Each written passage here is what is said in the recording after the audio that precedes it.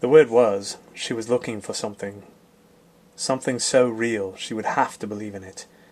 Perhaps something real enough and powerful enough to finally kill her and put her out of everyone's misery. So, Walker came to me and told me to find it. Walker represents the authorities.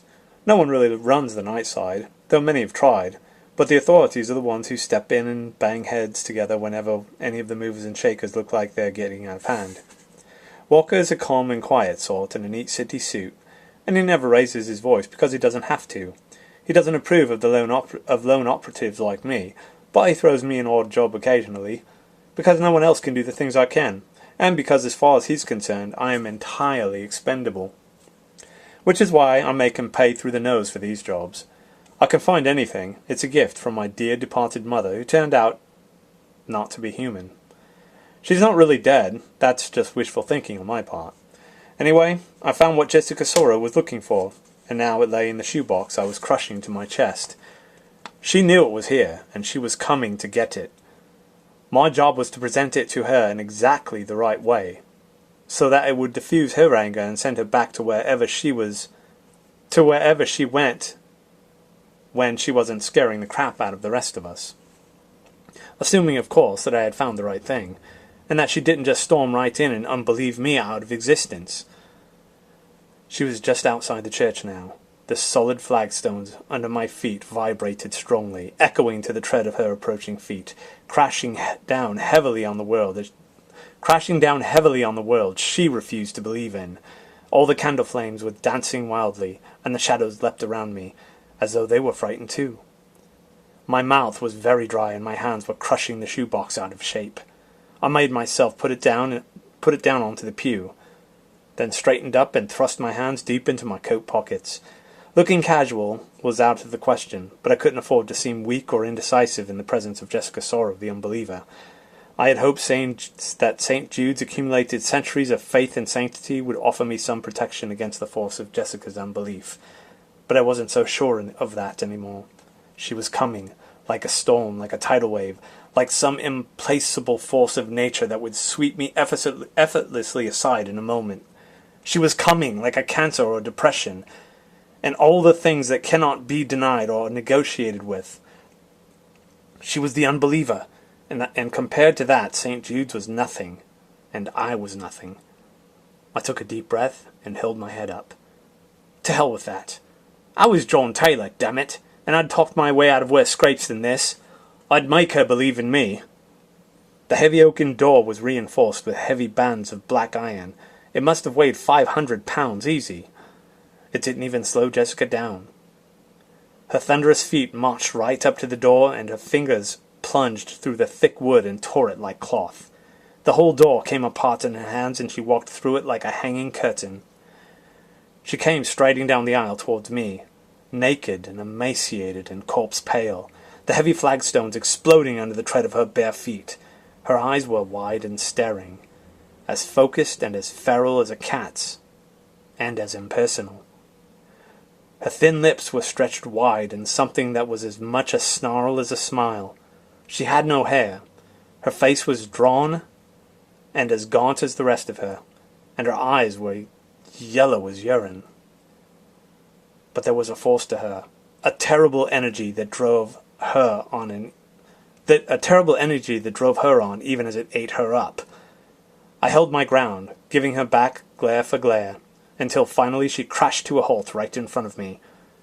She smelled bad, like something that had spoiled.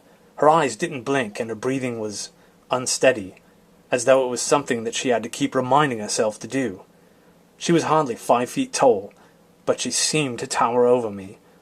I could feel my thoughts and my plans disintegrating in my head, blown away by the sheer force of her presence. I made myself smile at her. "Hello, Jessica. You're looking very yourself. I have what you need." "How can you have what I need?" she said, in a voice that was frightening because it was so nearly normal. "How can you, when I don't even know myself?" "Because I'm John Taylor, and I find things, and I've found what you need. But you have to believe in me, or you'll never get what I have for you. If I just disappear, you'll never know." "Show me," she said, and I knew I'd pushed as far as I could. I reached carefully down into the pew, picked up the shoebox, and presented it to her. She snatched it from me, and the cardboard box disintegrated under her gaze, revealing the contents. A battered old teddy bear, with one glass eye missing. Jessica Sorrow held the bear in her dead white hands, looking and looking at it with her unblinking wild eyes. And then, finally, she held it to her shrunken chest and cuddled it to her, like a sleeping child. And I began to breathe once more. "This is mine," she said, still looking at the bear rather than me, for which I was grateful. It was mine. When I was a small child, long ago, when I was still human. I haven't thought of him in so very long." "It's what you need," I said carefully. "Something that matters to you. Something that's as real to you as you are. Something to believe in." Her head rose sharply, and she turned her unwavering regard on me. I did my best not to wince. She cocked her head to one side like a bird. Where did you find this?" "In the teddy bear graveyard." She laughed briefly, but it surprised me anyway. "Never ask a magician how he does his tricks. I know I'm crazy, but I know that. And I know I'm crazy. I knew what I was buying with the price I paid. I'm always alone now, divorced from the world and everyone in it. Because of what I did to myself, what I made myself. Just me, talking to myself.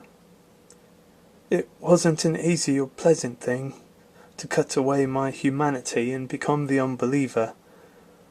I walk through the world and I'm the only one in it. Until now. Now, there's me and Teddy. Yes, something to believe in." "What do you believe in, John Taylor?" "My gift, my job, and perhaps my honour." "What happened to you, Jessica?" "I don't know anymore. That was the point. My past was so appalling, I had to make myself forget it. Had to make it unreal. Had to make it never have happened. But in doing that I lost my faith in reality. Or it lost faith in me. And now I only exist through a constant effort of will. If I ever stop concentrating, I'll be the one to disappear. I've been alone for so long, surrounded by shadows and whispers that mean nothing at all.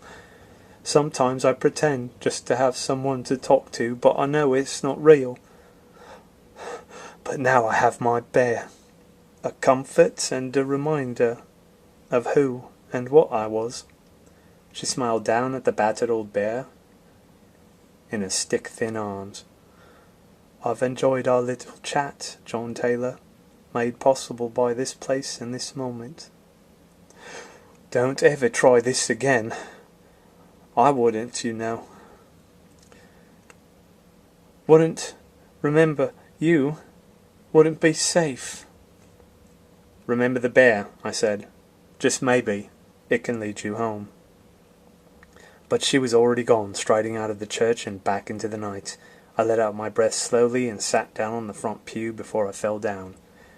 Jessica Sorrow was too damn spooky even for the night side. It's not easy having a conversation with someone you know thinks she's only listening to voices in her head, and who can drop you out of existence on the merest whim.